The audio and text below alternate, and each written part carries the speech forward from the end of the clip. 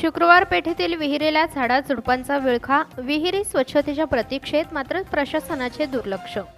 शुक्रवार पेठेतील बदामी विहीर शेजारी असलेली लोखंडी बंदिस्त विहिरीला झाडाझुडपाने विळखा पडला असून या विहिरीत वड, पिंपळ आणि इतर वृक्षांनी बहरले आहे. वाढलेल्या वृक्षांची पाने विहिरीत पडून मोठ्या प्रमाणात कचरा साचला आहे. साचलेला कचरा पाण्यात पडून तो कुजल्याने त्याची दुर्गंधी येत आहे. परिणामी सदर विहिरीतील पाणी हे दूषित झाले आहे. विहिरीतील असलेला कचरा व विहीर स्वच्छ होणे गरजेचे आहे.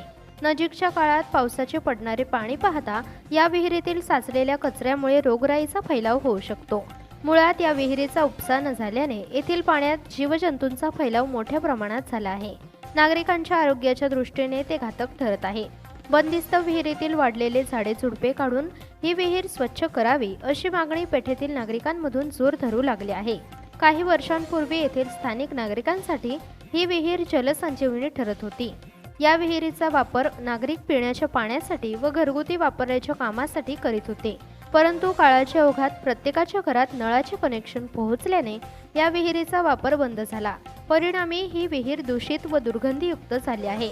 अनंत इंग्लिश स्कूल ते गेंडमाळा नाका या मार्गावर शुक्रवार पेठ येथे रस्त्याकडेला असलेल्या या विहिरीची डागडूज करून या विहिरीला लोखंडी ग्रिलसह झाकण टाकून विहीर सुरक्षित केली. स्थानिक नगरसेवक व माजी उपनगरसेवक किशोर शिंदे यांच्या पुढाकाराने लाखो रुपये या विहिरीवरती खर्च करण्यात आले.